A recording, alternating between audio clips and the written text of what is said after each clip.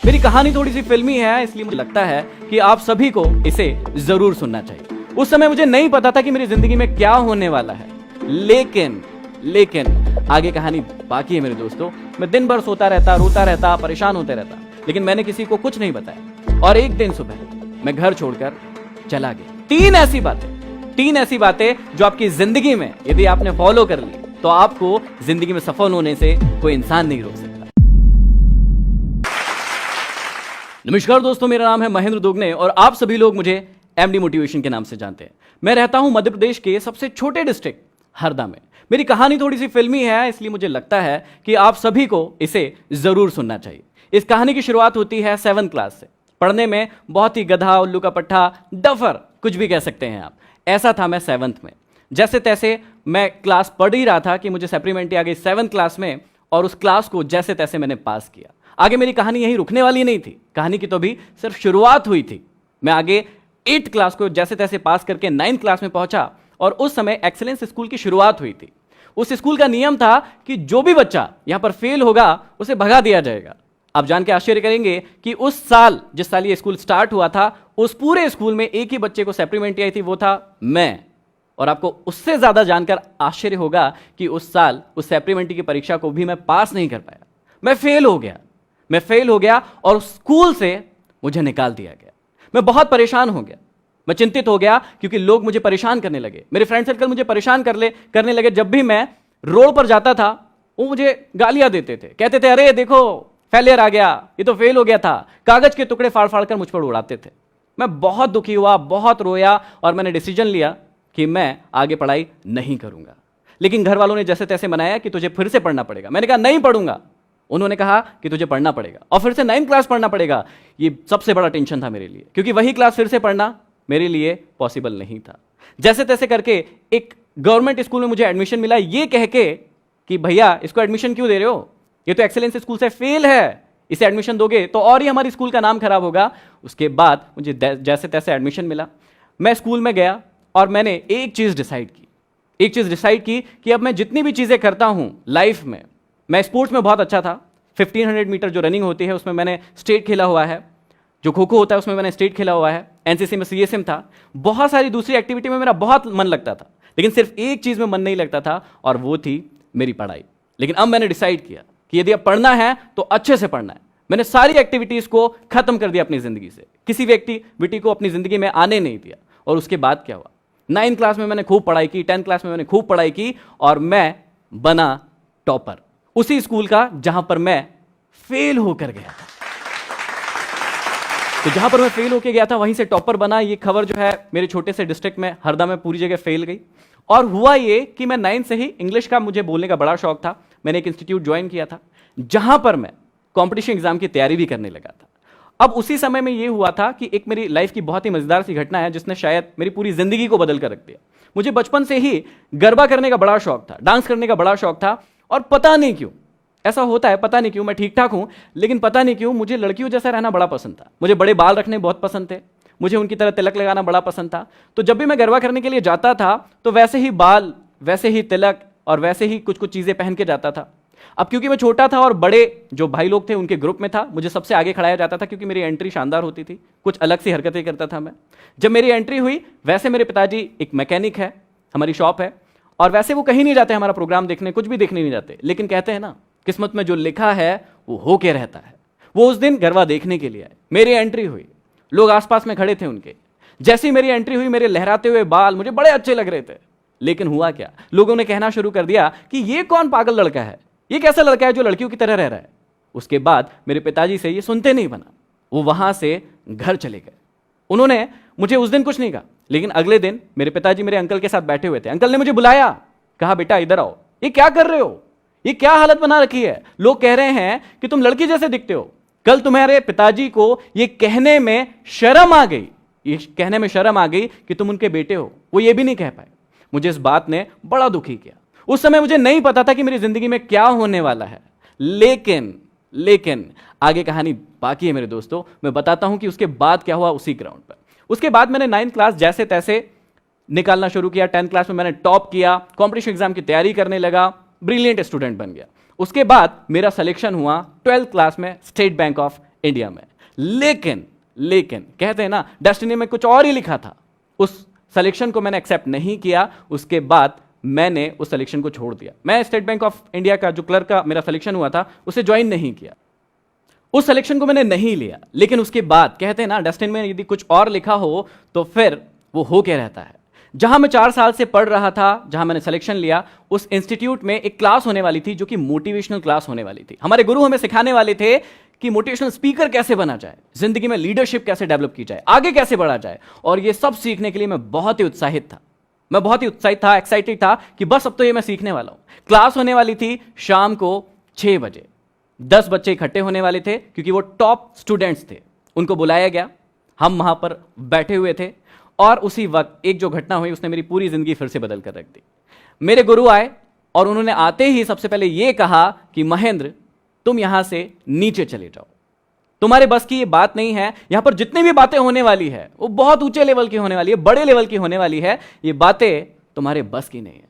जिस संस्थान के लिए मैंने 4 साल दिए थे, उनके गुरु ने मुझे ऐसा कहा। वो मेरे भी गुरु हैं, अभी भी है, लेकिन मुझे ये बातें बहुत चुभी। मैं उस वक्त उनसे कुछ नहीं कह पाया, लेकिन मैं नीचे गया और खूब रोया, खूब परेशान हुआ कि मुझे ऐसा क्यों कहा गया।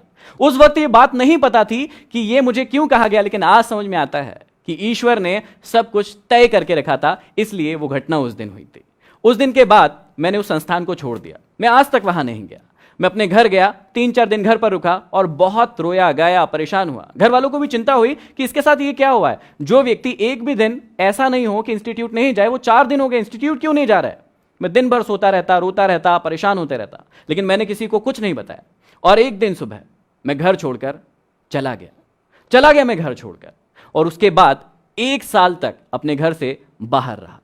उस 1 साल ने मुझे अपनी जिंदगी का दौर ही बदल दिया, मेरा रंग बदल दिया। जो चीजें मैं कमरे के अंदर रहकर सीख रहा था, मुझे अब पता चला कि असली में दुनिया होती क्या है।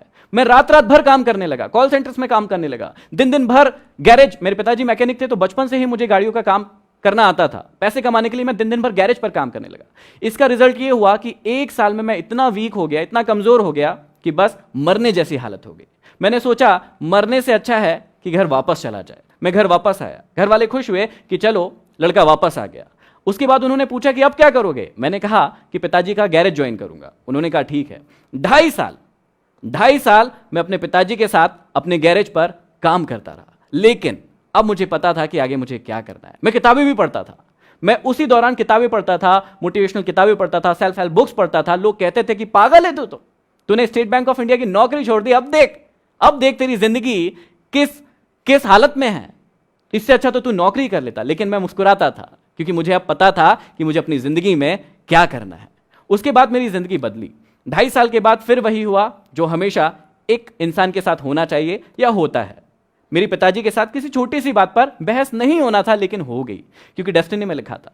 वो बहस हुई मेरे पिताजी से। मेरे पिताजी ने कहा मुझसे कि यदि तुझे शॉप पर नहीं जाना है तो मत जा, क्यों कर रहा है काम, तेरे को नहीं करना है तो मत कर। मैंने उनसे कहा कि ठीक है, अब मैं शॉप पर नहीं जाऊंगा। उन्होंने मुझसे पूछा कि नहीं जाएगा, पक्का नहीं जाएगा। मैंने बोला कि हाँ, आज के बाद मैं शॉप पर नहीं जाऊंगा। उसके बाद अगले दिन मैं सुबह उठकर फिर से घर से भाग गया। लेकिन इस बार मैं सिटी से बाहर नहीं गया था, सिटी में ही गया था। शाम तक लोग परेशान होने लगे, मुझे ढूंढने लगे, लेकिन मैं एक इंस्टीट्यूट में जाकर बैठकर पढ़ने लगा। दिन भर पढ़ा। मैंने अपना फोन ऑफ कर दिया। शाम को जब घर पहुंचा, घर वालों ने पूछा क्या हो गया। मैंने बोला कुछ नहीं, अब मैं शॉप पर नहीं जाऊंगा, मैं एक मैकेनिक नहीं बनूंगा, मुझे कुछ और बनना है। उन्होंने कहा ठीक है। मैंने 1 साल फिर से पढ़ाई की और इस बार मेरा सिलेक्शन हुआ सिंडिकेट बैंक में। इस बार मेरा सिलेक्शन हुआ सिंडिकेट बैंक में और मैंने उस सिलेक्शन को भी नहीं लिया। अब शायद आप लोग भी मुझे पागल ही कह रहे होंगे कि 2008 में मेरा सिलेक्शन हुआ स्टेट बैंक में, मैंने वो भी ज्वाइन नहीं किया। इस बार मेरा सिलेक्शन हुआ सिंडिकेट बैंक में, मैंने उसे भी ज्वाइन नहीं किया। फिर मैं करना क्या चाहता था? जी हां, अब मुझे पता था कि मैं बनना क्या चाहता हूं, मैं करना क्या चाहता हूं। मैंने अपने खुद के इंस्टीट्यूट की शुरुआत की। उसका नाम है चेंज एकेडमी, जहां पर हम लोग बच्चों को कॉम्पिटिशन एग्जाम की तैयारी करवाते थे। लेकिन मुझे पता था कि मुझे क्या करना है। उसी के साथ साथ मैं अपनी सिटी में बच्चों को मोटिवेट करने लगा। मैं कॉम्पिटिशन एग्जाम की तैयारी तो करवाता था, लेकिन उनसे कहता था कि अपनी जिंदगी में वही काम करना जिसे करने में मन लगे, जिसे करने में आपको एक्साइटमेंट फील हो, जिसे करने में आपको कभी थकान महसूस ना हो। लोग मुझे कहते थे कि पागल हो क्या, तुम तो कॉम्पिटिशन एग्जाम की तैयारी करवाते हो, फिर ये क्यों कहते हो कि वो काम करो जिसमें मन लगे, पसंद हो। मैं उनको कहता था कि ये मेरा धंधा नहीं है, मैं इंसान को इंसान बनाना चाहता हूं, उसे सिखाना चाहता हूं कि जिंदगी को कैसे जिया जाए। ये कारवां चल रहा था 6 साल में मेरे 3 ब्रांचेस हो गए, मेरा इंस्टीट्यूट बड़ा होने लगा, लोग सोचने लगे कि बस अब तो ये सक्सेसफुल हो गया, आगे बढ़ गया। लेकिन कहानी तो अभी शुरुआत हुई थी, कहानी अभी शुरू हुई थी। और उसी दौरान आया 2017 का एंड। मैं बहुत सारे काम कर रहा था, बहुत सारे टॉक्स ले रहा था, स्पीचेस ले रहा था, लोग मुझे जानने लगे थे, मेरे इंस्टीट्यूट की बहुत सारी ब्रांचेस खुलने लगी थी। जहां पर जिस सिटी में 25 से 30 हजार कमाना भी बहुत बड़ी बात होती है, लोगों को लगता है कि अरे बाप रे 25 से 30 हजार रुपए कमाता है व्यक्ति, वहां उस सिटी में मैं हर महीने 1 लाख रुपए से ज्यादा कमाता था। लेकिन ट्विस्ट यहीं पर है, मैंने उस सारी चीज को दांव पर रखा क्योंकि मुझे अच्छा नहीं लग रहा था। मुझे लग रहा था कि इससे और कुछ बड़ा कर सकता हूं मैं, और कुछ अच्छा कर सकता हूं मैं। और फिर 2017 का एंड आया। वहां पर क्या हुआ, वहां पर मैंने एक डिसीजन लिया कि अब इन सारी कोचिंग्स को मुझे बंद करना है, क्योंकि मुझे कुछ और अच्छा करना है। मेरे दिमाग में चल नहीं रहा था, मुझे समझ ही नहीं आ रहा था कि मैं ये काम करूं या ना करूं। फिर डिसीजन लिया कि मुझे ये काम अब नहीं करना है। और 2017 के एंड में मैंने तीनों के तीनों ब्रांचेस बंद कर दिए। अब लोग फिर से परेशान होने लगे, फिर से मुझे पागल कहने लगे कि यार इससे बड़ा पागल कोई नहीं है। सारी सिटी में ये बात हो गई, क्योंकि छोटी सिटी है तो सारी जगह बात फैल गई कि महेंद्र तो फिर से पागल हो गया। अब उसने एक कैमरा खरीद के लाया है, एक माइक खरीद के लाया है, अब तो वो ना शादियों की शूटिंग करेगा शायद। ऐसी बातें मार्केट में उड़ने लगी, सबको ये बात पता चल गई। मेरे काफी सारे स्टूडेंट्स थे, उन्होंने भी ये बातें फैलाना शुरू कर दी। लेकिन इस बार भी वही हुआ, मैं मुस्कुराता रहा, मैं किसी से कुछ नहीं कहा और मैं बैठ गया एक रूम के अंदर, एक कमरे के अंदर, एक कैमरा और एक माइक लेके। और फिर शुरुआत हुई मेरी जर्नी की। वो जर्नी थी यूट्यूब की जर्नी। मुझे पता था कि मुझे अब क्या करना है, मैं आगे बढ़ता गया। मैंने 4 महीने वीडियोस बनाना शुरू किए। शुरुआत में ये बहुत कठिन होता है, क्योंकि जब वीडियो डालते हैं तो यदि आप यूट्यूब से हैं तो आपको पता होगा कि व्यूज नहीं मिलते हैं, लाइक्स नहीं मिलते हैं, लोग उसे शेयर नहीं करते हैं, बड़ा दुख होता था। लेकिन मुझे अपने आप पर पूरा विश्वास था, मुझे पता था कि मुझे क्या करना है, मुझे पता था कि मेरी मंजिल कहां है, मुझे अपने आप पर विश्वास था। और इसी प्रकार मैं 4 महीने तक उसको जारी रखता गया। हुआ क्या, उसका रिजल्ट ये हुआ कि 5वें महीने में मेरा एक वीडियो वायरल हुआ। और वो इतना वायरल हुआ कि उसे 6.3 मिलियन लोगों के द्वारा सिर्फ 15 दिन के अंदर देखा गया। सिर्फ 15 दिन के अंदर 6.3 मिलियन व्यूज मिले और मेरी आवाज हर हिंदुस्तानी तक पहुंच गई। और लोग मुझे मेरी आवाज के कारण जानने लगे, लोग मुझे एमडी नाम से जानने लगे। अब यहां पर कहानी रुकने वाली नहीं थी, मैंने और वीडियोस डालना शुरू किया, मैं और पॉपुलर होता गया। मुझे radio station, talk show, magazines, newspaper सब जगह से ऑफर आने लगे कि हमारे यहाँ आइए, हमारे यहाँ टॉक लीजिए, हमारे यहाँ सेमिनार कीजिए। और इसने मेरी जिंदगी पूरी तरीके से बदल दी थी। जो मैं सपना देखता था, जब मैं आईने के सामने खड़ा होता था, मैं देखता था कि मैं तो हीरो हूं, वही फीलिंग मुझे आने लगी और मैं आगे बढ़ता गया। आप सभी ये जानने के लिए बहुत ही एक्साइटेड होंगे कि एक लड़का जिसे 7th में सप्लीमेंट्री आई, 9th में सप्लीमेंट्री आई, वो फेल हो गया, घर से भाग गया, गैरेज पर काम किया, आज पूरे हिंदुस्तान नहीं और भी कंट्रीज में जाना जा रहा है अपने काम के कारण। तो ऐसी कौन सी सफलता की ट्रिक्स है, टिप्स है, जो आप लोगों को यदि मैं बताऊं तो आप लोग भी अपनी जिंदगी में सफल हो सकते हैं। वही टिप्स मैं आपसे शेयर कर रहा हूं। 3 ऐसी बातें जो आपकी जिंदगी में यदि आपने फॉलो कर ली तो आपको जिंदगी में सफल होने से कोई इंसान नहीं रोक सकता। पहली टिप, हमेशा खुद पर विश्वास करना। हमेशा याद रखना, खुद पर विश्वास करना।